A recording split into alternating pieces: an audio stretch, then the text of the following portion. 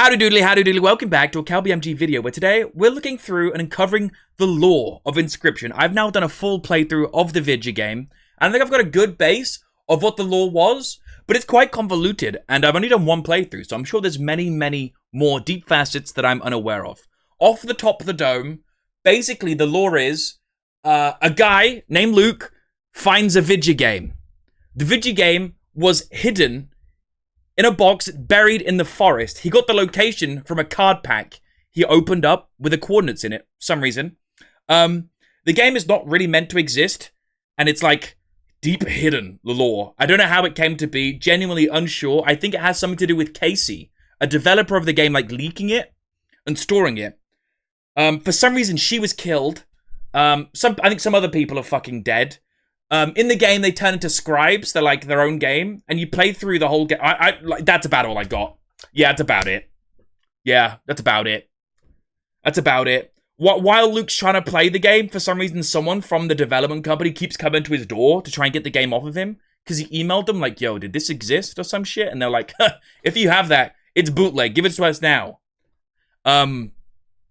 It has like this weird ARG element to it, where it's like cuts between like webcam found footage type shit. And it basically ends with his brain being blown down. He gets deblicky. Good digest? Good roundup? It's about as good as I got, honestly.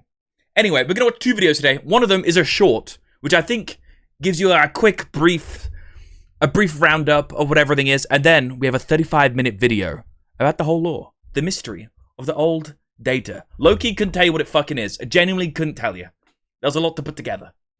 Anyway, hope you enjoy the video. Extremely convoluted story. First of all, can you actually fucking hear the video? You can. You can, thank God. Also, I'm going to turn it up a little bit. Here is the full, extremely convoluted story of Inscryption. Inscryption's story is told very out of order and kind of complicated, so let me break this whole thing down for you, and spoilers ahead, obviously. The story starts with, this guy. Yes, really. Basically... What? Starts with Charlie Chaplin? Are you fucking kidding me? When he died in a bunker in Germany, the Russians found a series of cards which revealed a computer algorithm of supernatural... What? Where did this come from? Did he show a picture of Charlie Chaplin thinking it was Hitler? Am I crazy? Origin, the Karnoffel Code. The Karnoffel Code could basically start the apocalypse, so the Soviets tried to, of course, harness that. But there were some US spies who thought it was too powerful, so they infiltrated the base, stole it, and put it on a floppy disk. Oh, what? Huh? I never got any of this. What? In an insane series of events that I can't even describe, the floppy disk is somehow misplaced and brought to a game development studio where Inscryption is made on it. The Karnoffel... What? I remember them talking about the Karnoffel Code, but I was like, that's a fucking weird name for it, and then just moved on. I have no idea what that is. Brings all the scribes to life on Inscryption, and they try and gain code of the Karnoffel Code and the disk for their own various reasons. Luckily, Leshy is the first to do it, and in an attempt to save the world, he sets up his... Dude, I feel like such an idiot now. I fucking killed the guy. I fucking said, fuck you, Leshy. And then Poe was a hoe.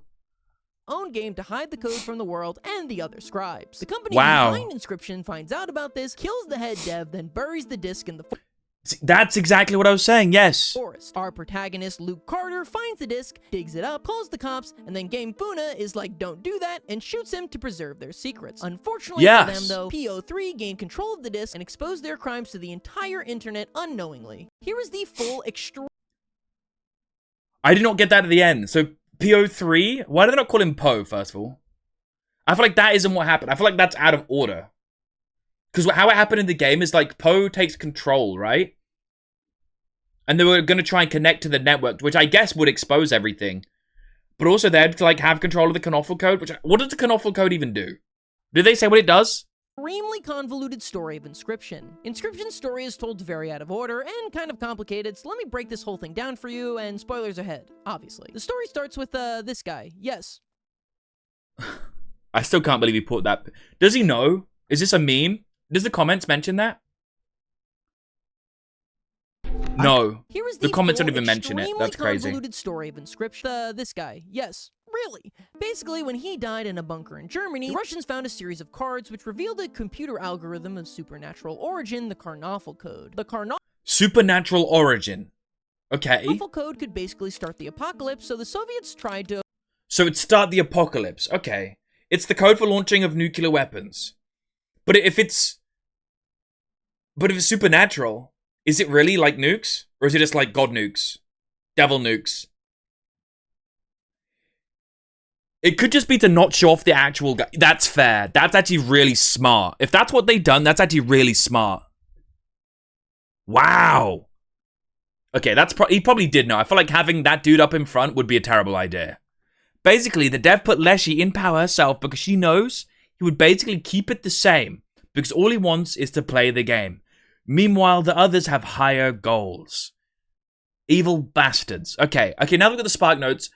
I didn't know there was this whole deep thing about the Knoffel code. Don't really remember much about that, I'll be so real. And it turns out the dev was killed, which I would assume was Casey? And then they hid the thing? Okay. Let's just watch the full video here, right? That was actually interesting. Thank you. I appreciate that, Shawnee Dew. Hopefully I'm pronouncing that correctly. Good Spark Notes. On to the full kit and caboodle, the whole shebang. The whole 9 yards. Hopefully this clears a lot of things up, because that seems very convoluted. The following contains spoilers for the story of Inscryption. Play the game first if you care about that. I do highly recommend everyone plays the game, by the way. Not only is like the story pretty fucking cool, and it's like super deep and intricate, but the gameplay itself, if you like roguelikes and deck builders, it's fucking amazing, and it's so beautifully made. Oh. Oh.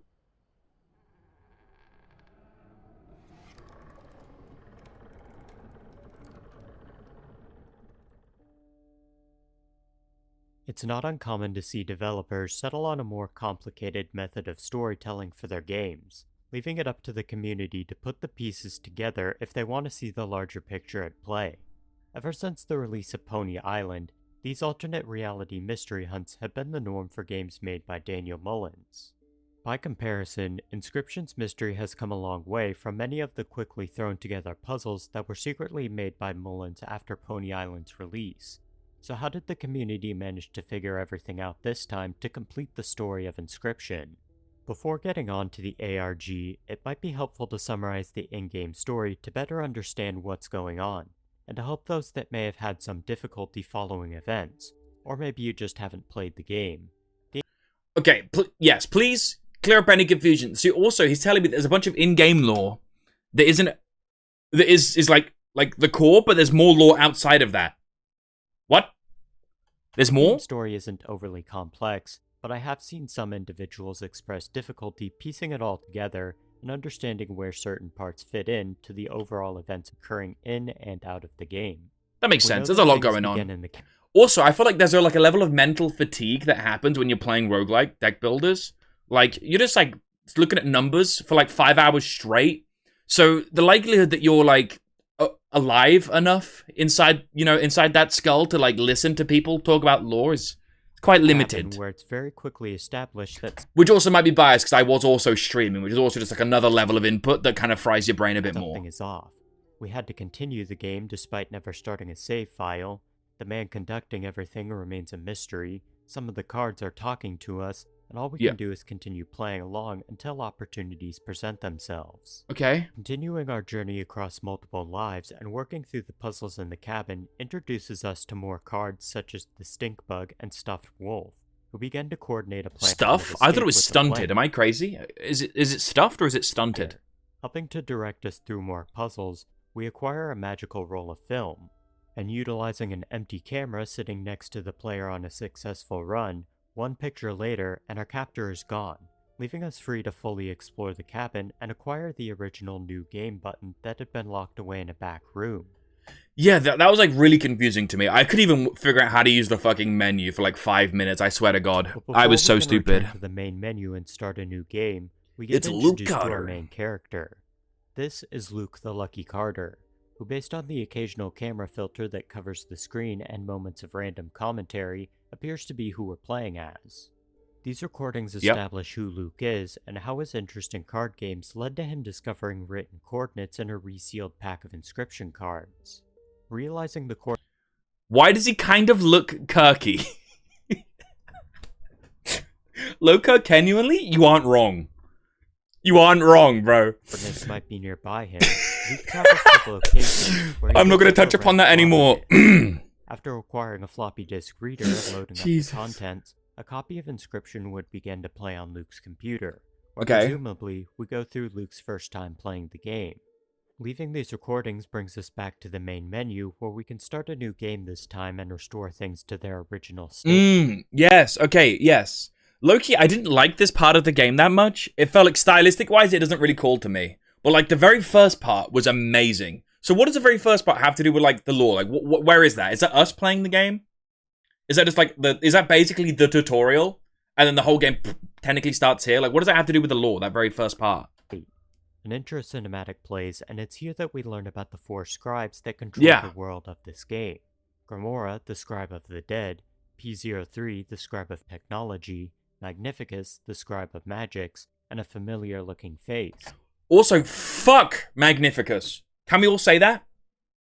Can we all say that? If you haven't played the game, you might not understand why. But at the end, this bitch fucking painted over Goober. Bitch. Leshy, the scribe of beasts. Our mission this time is to defeat all 4 scribes and replace one of them. But as we progress through this act, it becomes clear that starting a new game didn't exactly return things to normal. The scribes appear to be aware of the events that occurred in Act 1, and it seems clear that all of them are working on their own plans behind the scenes to acquire something while the player makes their way through each area. Furthermore, some of the side characters in this act began talking about looking for corrupted items and mentioning something called the Old Data. Halfway through this act, we're interrupted with a low battery message, and the game will transition back to more recordings from Luke. This time, Luke appears to be more... It was also a bit of a jump scare whenever this happens as well, I'm not gonna lie. I was like, oh shit, the game stops, and then it kind of throws off the flow of things, but it's always nice learning the lore. Also, Luke being like such a...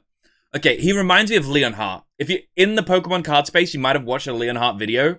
He's like... I think he's just like a video game embodiment of Leonhart. It's kind of funny. Troubled as he begins investigating the odd behavior of the game. This leads to Luke reaching out to Game Funa, the creators of Inscryption, while he looks for answers. But upon receiving a reply, not only is Luke threatened with legal action if he doesn't return the game, but a strange woman pays a visit to his house to inquire further if he is actually in possession of a copy of Inscryption, leaving Luke unable to focus on his other work as he delves... Also, gotta say, did they hire actors for this, or is this just like the dev and his girlfriend? Like, this has the vibe of just like the dev and his girlfriend recording this, which I think makes this feel so much better. I like that. The mystery of this game. Things transition back to Act 2, and the player is left to defeat the remaining scribes. But upon doing so and returning to the start for one last fight against the scribe the player plans to replace... Okay, this guy's cheating, he's using Ouroboros. I totally didn't do that, I wouldn't do such a thing. P03 appears instead and takes control of the game, moving us on to Act 3. Everything appears to be more similar to Act 1 at this point, as P03 forces the player to go through his map so he can usher in something called the Great Transcendence. Once again, players are left with a little information and forced to progress through the game, defeating the Uberbot bosses that seem to... I gotta say, this is so cool. Like, watching this back makes me want to play the game again. It's such an amazing game, how, like... the core game is the same, but there's such small little aspects change that make the game feel so different.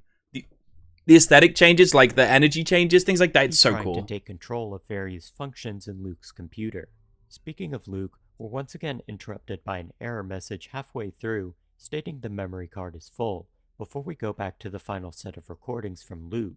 This time, the videos become a bit strange as more of the recordings are these corrupted errors. In the videos that are available, Luke appears to become gradually more distressed as he contacts the woman that sold the original pack of Inscryption cards that contain the coordinates inside, before he learns that the cards actually belong to the woman's daughter Casey. It's further... Okay, so Casey was the one that set this up, okay. Revealed that Casey had been one of the developers that worked for Game Funa, but had passed away from complications caused by a fire that broke out at the company's offices when she was working late. Oh yeah, I don't think is that a real story? That's gonna be made up. The final video we see is a late night recording from Luke in his bed, informing anyone that... Again, this really fucking annoys me that he had a camcorder on hand, but not his mobile phone. This really annoys me for some reason. I remember getting to this part where he fucking turned the camera on and recorded himself while someone's at his door. But he's like, my phone's in the other room. So, like, why did you ever go and lay down in your bed and put the camcorder on your bedside table, but not your phone? When does that ever happen? Watches it that someone has broken into his house and that he's about to go into another room to get his phone. And as he opens the door, the video cuts out, seemingly leaving his fate unknown. However, 2 of the error recordings after this do have some footage available. The second to last video briefly shows a hand These are really reaching creepy. for a note, while the final error video shows Luke laughing to himself while sitting over a scale and dropping dice as a reenactment of Inscryption's card game. After this, it's back to Botopia. P03 does allow the player to stand up and explore his factory, just as Leshy allowed the player to explore his cabin, leaving us to solve puzzles and perform a few simple chores for him. It's during one of these jobs to fix a broken camera that the player encounters the 3 remaining scribes hiding away in the darkness beneath the factory. Yes, I remember this. With the player. Like, we're almost at the end of the game already. Alright, like, this is almost at the very end of the game already. And there's still 30 more minutes of this video. Playing through the game to win, and once the player has won and P03 becomes distracted by his victory, the other scribes will deal with him. We go on to reach the end, and P03 reveals the purpose of his plan. By forcing Luke to play through his game, P03 was able to gain access to Luke's computer through the various abilities of the bosses. With full access obtained, he intends to upload Inscryption to the internet so that thousands of copies of the game will exist with him permanently in control. But as he begins uploading, the other scribes make their move and kill P03. With the Great Transcendence stopped, both Leshy and Magnificus are content with the player starting a new game, returning to the previous state of the scribes engaging in power struggles for control of everything. But instead, Grimoire utilizes P03's access to Luke's files to delete the contents of Inscryption. Players can only watch as the scribes say their goodbyes as the game's data begins. Okay, there's a part coming up soon that I gotta say is like probably thematically one of the coolest parts of the game. These outro sequences are so good. They're so good. After a short time spent with each scribe until their deletion, all that seems to be left is the player.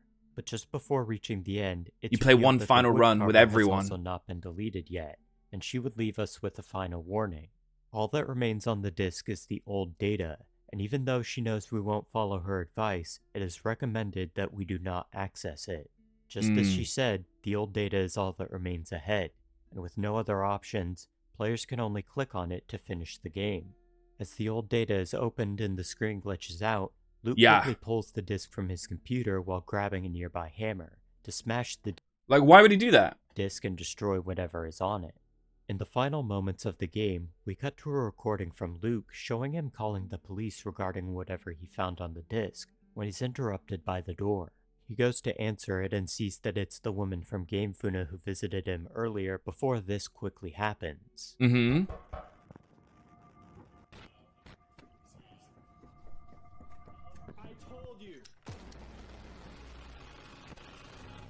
I can't believe she pulls out the Glock like that.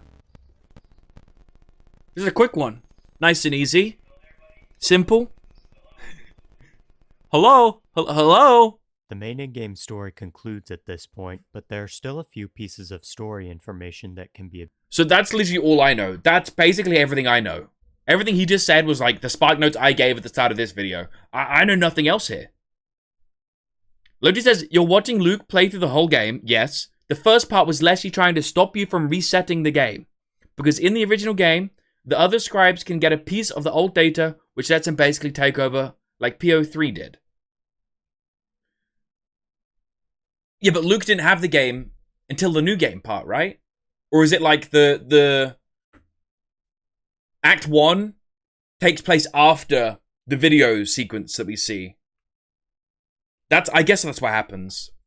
That would make more sense. It's just not in order. Such as visiting the Bone Lord in Act 2 or the Mycologist in Act 3 continue to make references to this old data.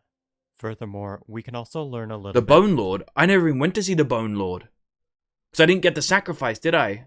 Fuck, yeah. More about Casey and something called the Carnoffel Code that's responsible for corrupting the game by collecting all the hollow pelts in Act 3. We did do this. But even after this, we're still left with plenty of questions as to where the Yeah, I was like, with the Carnoffel Code, the fuck is that? old data came from, and how did it end up on a disk that Casey was using to create Inscryption. With that out of the way, we finally move on to the ARG portion of the story and where the community's hunt began. Okay. Everyone was certain that there was more to discover, given the mysteries surrounding this game's story. And after combing back over the game, players noticed then the second-to-last error video from Luke. The crumpled piece of paper that someone was reaching for had some writing on it. Pausing the video at the right moment to examine the paper left players with what appeared to be 3 clues to work with: mycologist, perhaps, and blood letterbox, each of them spelt with various amounts of leet speak. If you're not familiar with what leet speak is, the simplest way to put it is that it's an alternate method of spelling online that replaces letters with numbers or other characters. So letters like the I in mycologist have been replaced with a 1. If people don't know what leet speak is, I understand people not knowing the term, like the word, but like not knowing what it is, it's kind of crazy in this like day of age, right? When was this video made? People gotta know what that is. 4 years ago? Goddamn. Replaced with a 3. Everyone would need to keep this in mind for some of the upcoming puzzles. Moving back to the first clue of mycologist, players knew that the mycologist is a character encountered in the game. While nothing stands out about him in the first act, in the second act, he has more interactions with the player, requesting they bring him 2 copies of a card that he will combine into a stronger version. We did this a couple times. We get locked out of it, though. Would lead to the mycologist granting players a holographic key as a hint to find something in the third act. Progressing to Act 3 and searching for a hidden part of the map would reveal a locked door requiring the... Motherfucker, we did find a locked door in this act as well. Upon entering, players would find themselves in a boss fight against the mycologist. What? If you defeat him, he'll briefly combine his cards together into this creature with a long string of numbers for its name that he says is a fragment of the old data. Taking this number, users were able to figure out that based upon the final 2 letters of mycologist being replaced with a 1 and a 2, that they... Dude, people are so smart. First of all, to make this. Second of all, to break this down. Use the first 12 numbers to obtain the answer to the first clue. This leaves us with 918-234-489-010 as the first part of our cipher. Now we have our second clue to deal with of perhaps with 2 question marks at the end. Okay. This one was Wait, Luke and the Narc lady are actors. Okay, that's good to know. The mycologist's hidden boss is the developer's dad. Okay, so the developer doesn't even show. It's just like... It's just, the acting was so good, it made it feel like it was just like a small YouTuber. Actually solved fairly quickly, as it was recognized as a reference to a joke surrounding an item called the beeper in another game made by Mullins. In Pony Island, the beeper became a joke when, while... I've heard of Pony Island. Didn't PewDiePie play Pony Island? Pony Island. I feel like I've seen PewDiePie play this game. Oh yeah, I'm pretty sure he did. Yeah, he did. Dude, that was so long ago. Okay, that makes sense that this game is like so intricate and well made because Pony Island was just like that as well. While searching for that game's mysteries, one user reversed a line of audio and it sounded like a voice saying, "a beeper perhaps," leading to some members of the community becoming convinced that this was a clue, despite the coincidence of it sounding like that. Okay. So the beeper would be a reappearing joke in later games made by Mullins, such as The Hex, and Inscryption was no exception. While the beeper never appears in any game made by Mullins, due to both the item and its artist not being real, it is referenced in the credits of Inscryption to Louis Nathas, the in-game president of GameFuna. This was okay. Pony Island 2 is coming soon, dude. I should probably play Pony Island 1. And he said they've got another game, The Hex. I think I'll check those out. I'm actually down. Users to take another look at the credits for Inscryption where the beeper had been mentioned. Upon closer inspection, it was noted that while the Sketchfab link credited for the beeper was invalid, there was one part of the URL that seemed relevant. 833-9344 ? The 2 question marks at the end, along with there being 7 numbers to match the 7 letters in perhaps, seemed to And the indicate 3 that lines users up. would need to replace the letters and perhaps with these numbers to receive their answer. This brings us to our third clue of Blood Letterbox. This one is actually pretty similar to our first clue involving the mycologist. Okay. First, users would need to visit the Bone Lord in Act 2. He's more hidden away compared to the mycologist, but if players obtain the 2 halves of the oboe card and combine them together while playing, they can receive an item called... Oh, that's how you do it. I assumed there was like another way to combine cards. I didn't know you had to put them on the board. Going back to the crypts, Oh, that wow. allows us to access a lower level to visit the Bone Lord. Talking to him reveals more about his knowledge of the old data and how its existence corrupts the game. He's cool as Talking fuck. to him a second time grants players a familiar-looking hollow key, where once again, a locked area of Act 3 will allow players to meet the Bone Lord once more. And that's another key. Before going in, though... And we found this locked room as well. Oh my god, okay. So there's 2 locked rooms in this part of the game that we just didn't get access to because we didn't just figure shit out in time. That's rough. That's quite a lot of lore locked behind stuff. I could have spent more time on it, but the game was taking a long-ass time anyway. Wow. The game's resolution Also, glad you can catch the stream blanket. needs to be adjusted to letterbox. Upon going inside and talking to the Bone Lord, the game will darken as he tells Luke not to record what he is about to tell him. But before this occurs, users notice that for just a few frames, a code will appear by the Bone Lord, reading Bone Lord 666 in Leet speak. Now that we have all 3 of our answers, users were left with the question of what to do with this completed cipher from solving all the clues. As it turns out, people had discovered a hidden command line players could access when beginning Act 2. You can actually interrupt the boot up process for Act 2 by hitting Ctrl-C on your keyboard to access the console. After experimenting with some commands, by typing cd old_data followed by decode_log.txt and entering our cipher containing the answers to all the clues, outputs this text. I'll leave it up on screen for anyone that wants to pause and read it. Yeah, it did. Poor old Barry Wilkinson, aka Big... Don't know what that is. Ear was imprisoned literally hours after these words were written to the disc. He did eventually get back to the States, but I've not had any luck acting him. There are actually a shit ton of Barry Wilkinsons, and it might not even be his real name. Eureka, that explains so much actually. I cannot figure out why this disc would be tossed into a crate with a bunch of blank ones. Barry's plan to smuggle it out this way seems contrived at best, but I can't imagine the pressure he was under over there. Indeed, Barry. Indeed. Fuck you too, Mr. Kaminsky.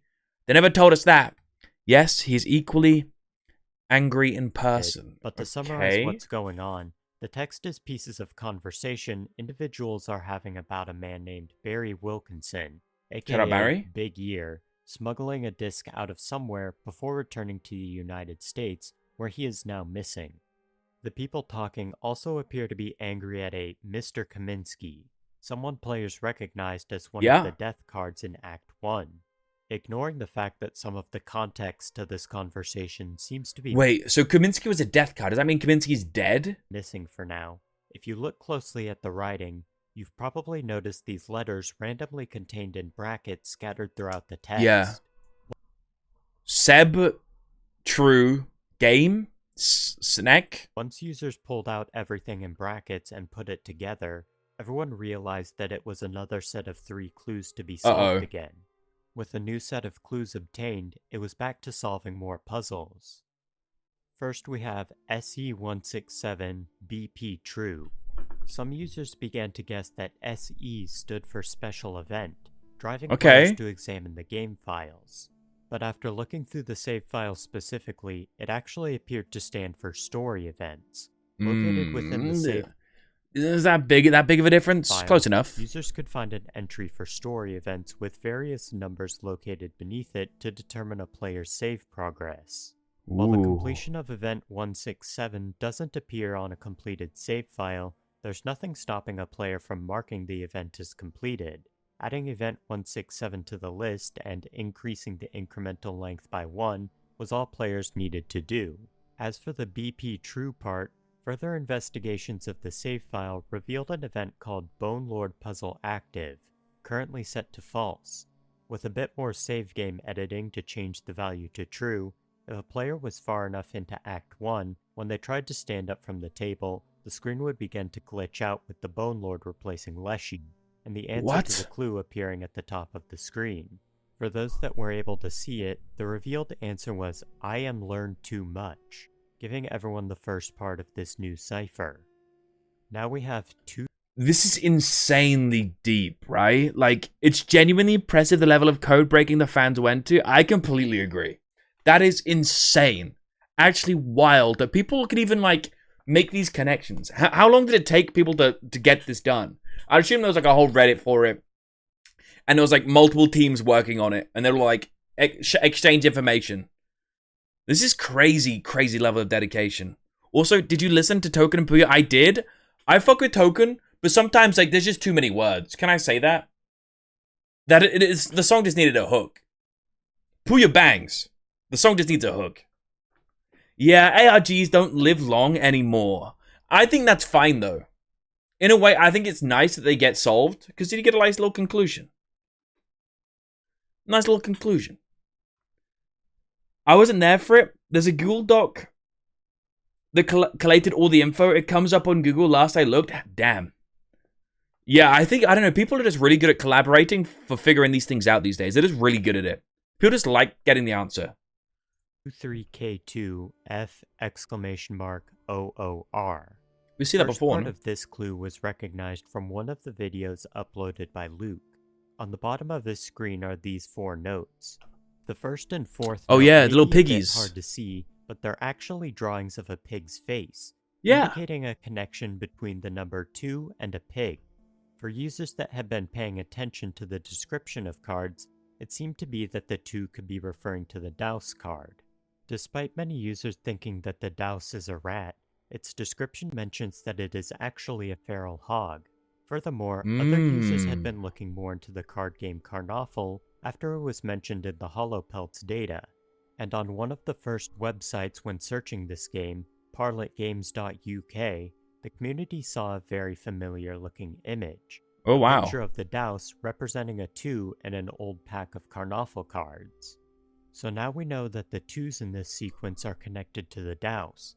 This would lead players to speculate that they would need to recreate this 2-3K2 sequence in-game, specifically in the first area, as the Douse isn't playable in the second act, and the third act uses 5 lanes. Dude, people are so Now fucking they needed smart. to find out what the 3 and the K were meant to be.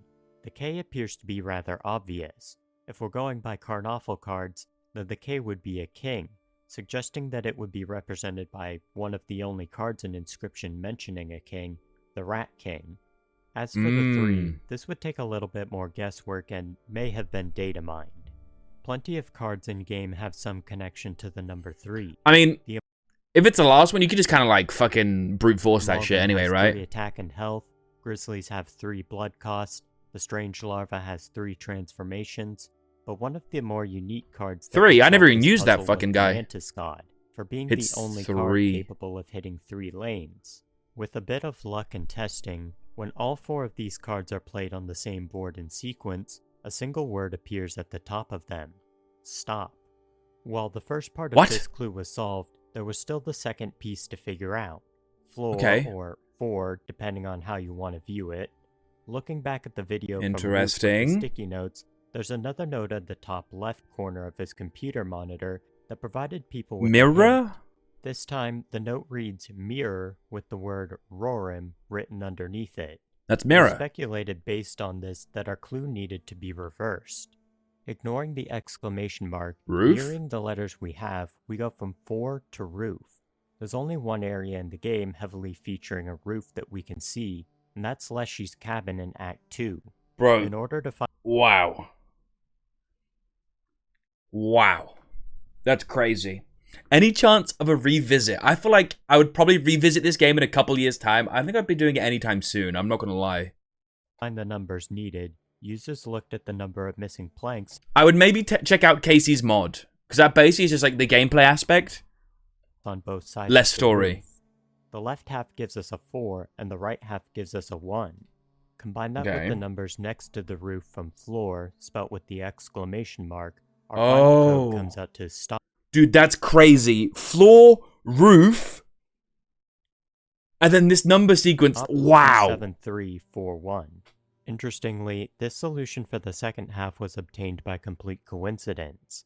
The intended solution that Mullins would later reveal to Flemonade after his own recap of the ARG was that he needed to look at the floor texture files.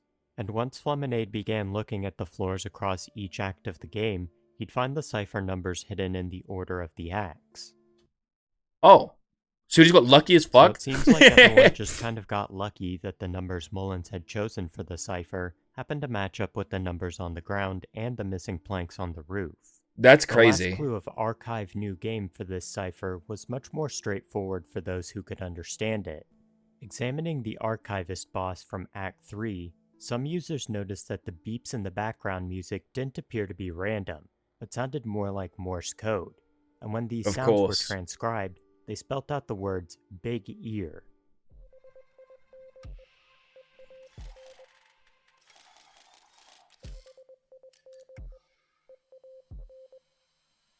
Okay.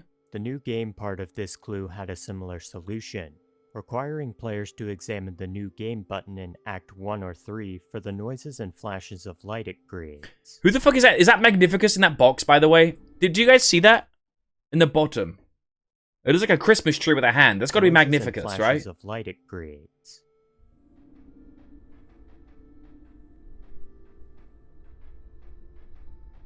Oh, is the code as well? I did remember seeing this. I think it was kind of suspicious. For this other Morse code sequence, we get no chance. Plugging both of these back into our original cipher sequence, we get big ear, $, no, hashtag, chance, question mark. Okay. Once again going back to the console from before to update the log using our ciphers, this time the log reads the following. Jesus. And for those who can't read Polish, here's a translation. Yeah, I can't read Polish. It talks about encryption and the danger of whatever was on the disk Big Ear had going missing. It also seems that this disk was obtained in Russia and that the company GameFuna is some sort of cover for a Cold War intelligence operation.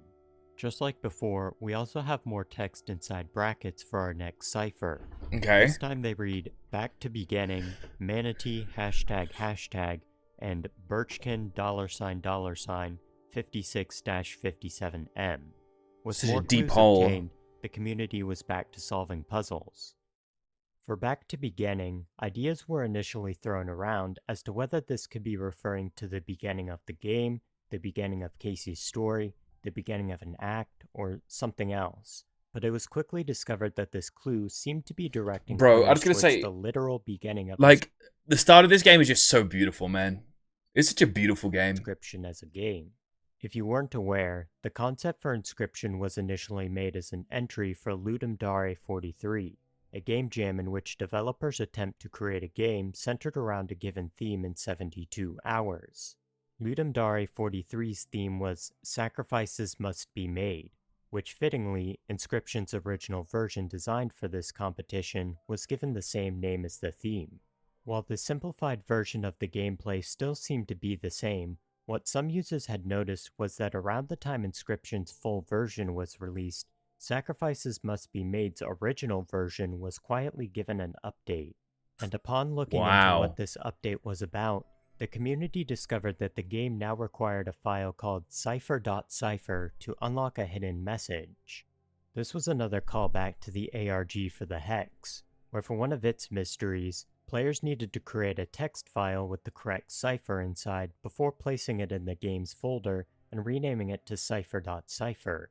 So players began doing something similar with Sacrifices Must Be Made, and after trying a few combinations, input... I gotta say, it's crazy that, like, this exists, and, like, this is so deep for Inscryption, and it's even crazier that the guy that made this game has done this twice before.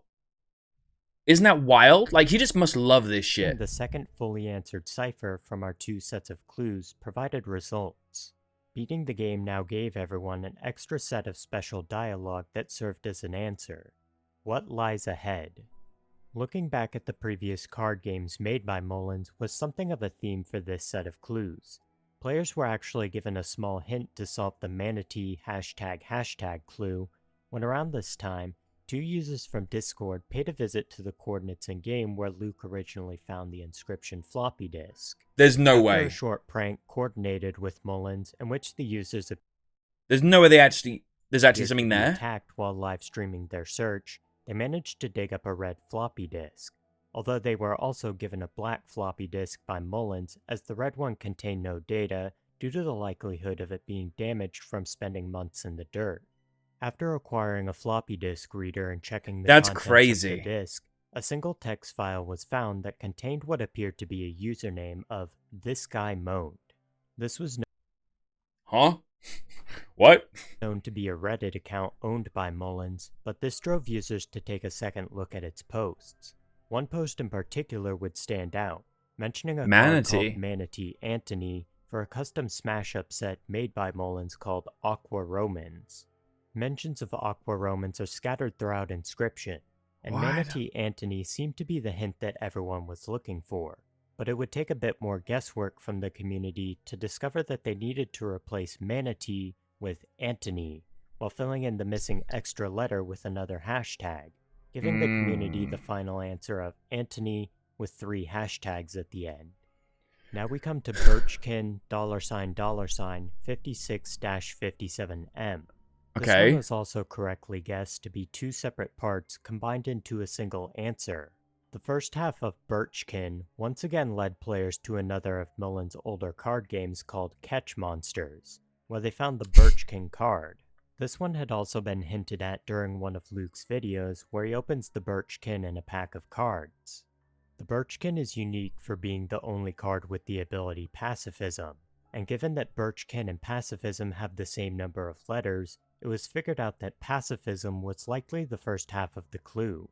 As for the 56-57M part, this stood out to users who were familiar with the Hexes ARG.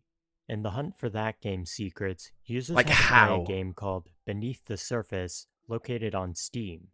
This game is pretty simple.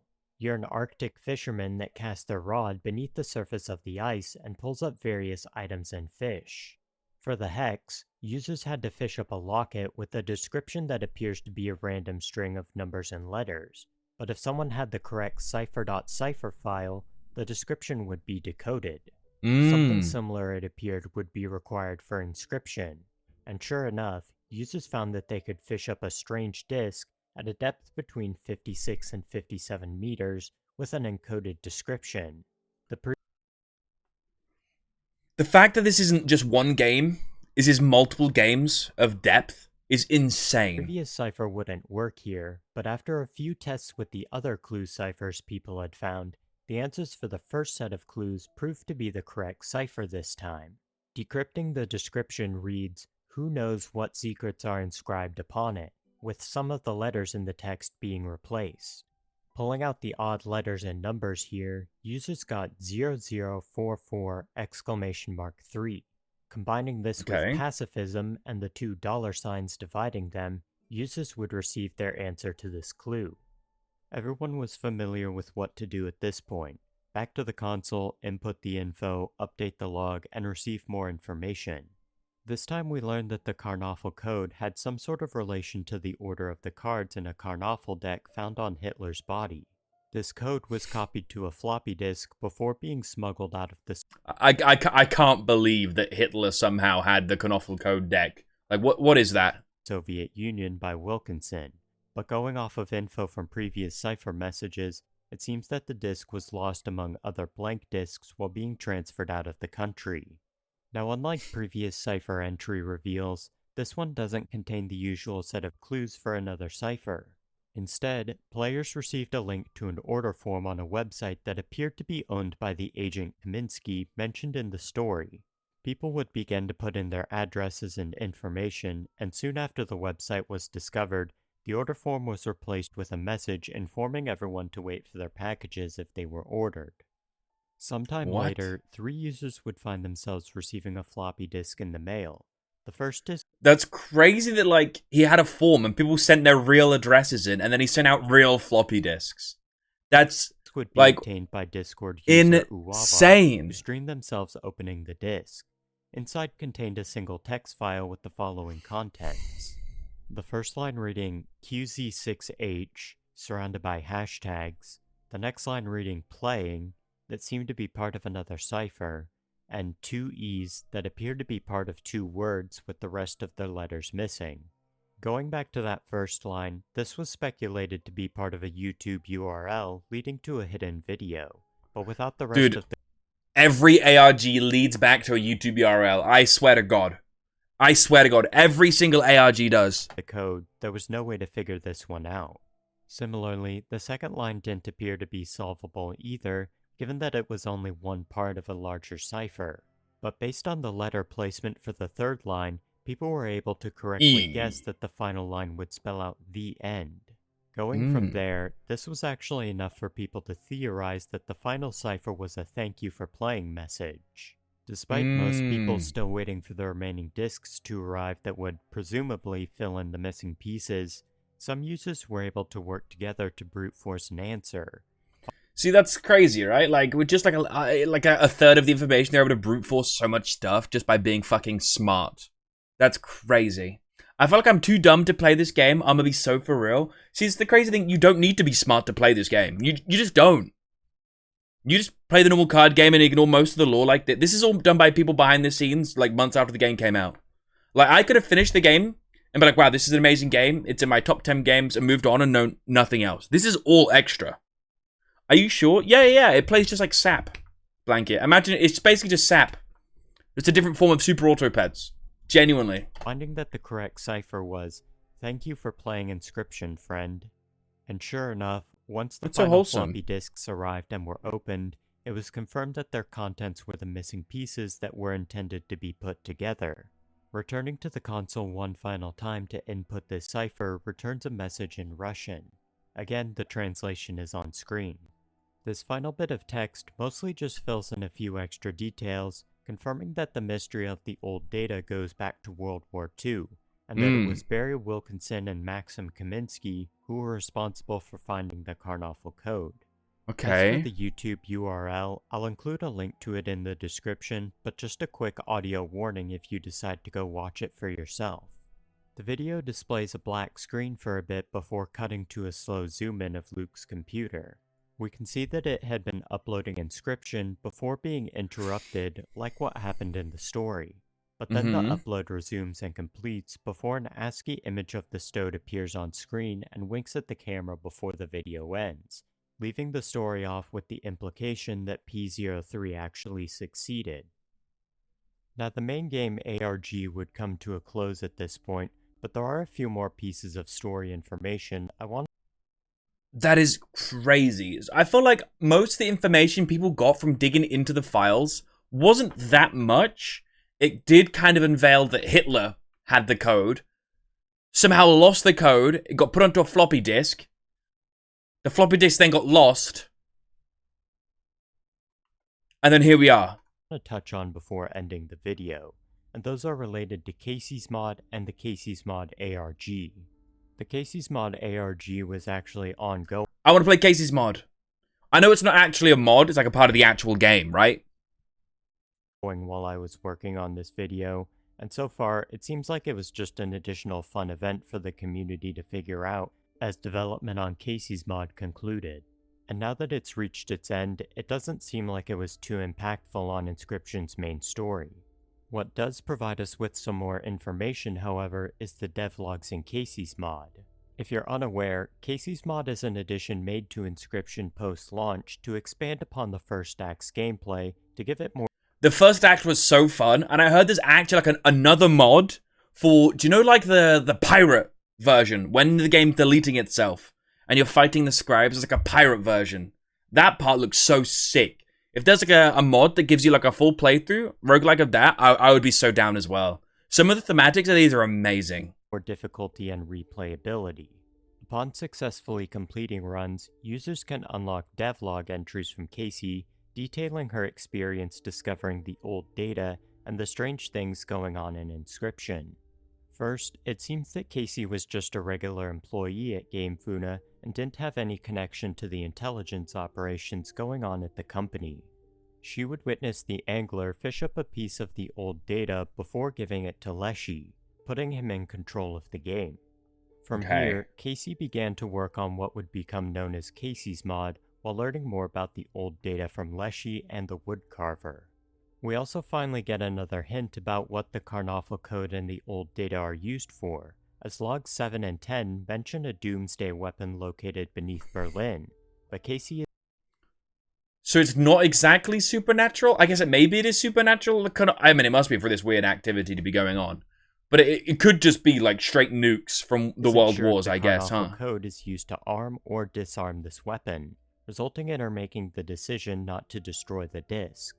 The final log is Casey stating that Kaminsky has recalled all of the floppy disks, but instead of turning it over, she decides she'll hide the disk in the woods and write down the coordinates of where she hid it to reclaim later. So let's recap what we learned from this ARG in the story. Okay. We know that the old data has some sort of connection to World War II and the Cold War. Utilizing a journal revealing the location of Hitler's body, Barry Wilkinson, also known as Big Ear, uses the order of a deck of Karnoffel cards found on the body to encrypt the Karnoffel code on a floppy disk. But upon trying to smuggle the old data out of the Soviet Union, the disk it's located on is lost in a box of blank disks. We now know that sometime later, the disk would find itself in the hands of GameFuna, a studio that seems to be both a legitimate game company with regular employees and a front for intelligence agents. Casey would be the one to find the disk while making an Inscryption video game, leading to her researching more into what the old data and Karnoffel code were, and their connection to a doomsday weapon located beneath Berlin. It seems that at some point it was discovered that Casey knew about the old data, leading to her being killed for this knowledge. But before this could happen, she would manage to hide the disk containing Inscryption and the old data in a box hidden in the woods, leaving coordinates to its location inside a pack of cards. Yes. Luke would open the pack containing the coordinates, retrieve the disk, play the game, and would ultimately be killed for refusing to turn everything over to GameFuna. And that's where things are currently at. Crazy. Mod is still fucking insane. What? Basically, nukes, Russians, Hitler, smuggled information, supernatural codes, GG. Receiving a few additional adjustments, but since the final log entries from Casey are filled in, it appears that the story for Inscryption has come to a close for now. There are a few things I didn't quite get to touch on, such as the blue triangle mentioned in one of the holopelts, who Irving is, or beneath the surface representing the old data, given that many pieces of the story tie everything back to the Hex. If you want to know more, I'd recommend looking into the ARG for the Hex, although you can still get a good idea of what's going on in Inscryption without that knowledge. As for what comes next regarding the Doomsday Weapon or P03 uploading himself remains unknown, but it's safe to say I guess more will probably be answered in the new Pony Island game. That the puzzles likely won't stop here, and it's only a matter of time until the community finds themselves on another hunt to solve the story of the Mullins-verse. If you enjoyed this video and want to see more gaming related... Wow. Are the ARGs from each of his games kind of intertwined?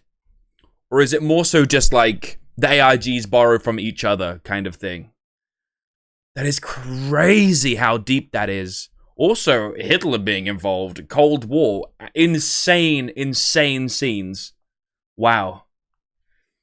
ARGs are so funny because why is a Doomsday Weapon related to this silly card game? It's crazy how they're able to somehow, almost plausibly, connect those two dots though. You know what I'm saying? Like somehow. Almost plausibly. I don't think it is very plausible, first of all. But it's almost plausible. Like maybe some idiot does forget which floppy disk they put the world-destroying code on. Maybe. I don't know. People are pretty stupid sometimes. I mean, I'm stupid. That was wild. Leshy's final game actually choked me up. After all this absolute bullying of me in Act 1, him giving me back my winning deck and playing with me, complimenting how great I played, made me feel almost distraught that he was being deleted. Yeah, I was like emotional towards the end of that. I'm not gonna lie, seeing everything deleted, Leshy being a nice guy, I was holding it back, man. I've only just realized that the bone structure in the Bone Lord's room in Act 2 is supposed to be Hitler's remains with the original Karnoffel code in his chest pocket. I don't even know what image you're talking about. People call Inscryption a horror game. I always thought it was just a game with a dark atmosphere, but seeing some of these things that can happen if you go through the ARG, like the Bone Lord replacing Leshy or the stop, these people might be onto something. Yeah. I think it is. More so, I guess it kind of is a bit of a horror game, for sure. Man. Wow. I can only imagine the amount of work it took to, like, piece all this together for a video as well. So, Archbishop Wex, gas video, good job. Man. Like, from playing the game, you could barely tell that it's this deep. Like, you knew there's, like, one layer to it. And then you knew there was a layer deeper with, like, KC and Game Funa and all that stuff with the Luke stuff. But, like, you didn't think it'd go that deep that it leads all the way to Hitler and, like, world-destroying weapons. Wow. Have you watched the Pets Cop lore video? No, I've never even heard of it. I'd be down. I low-key fuck with ARGs heavy. Like, silly Minecraft ARGs hit a spot for me. So I'm actually so down to look at other ARGs. Straight up.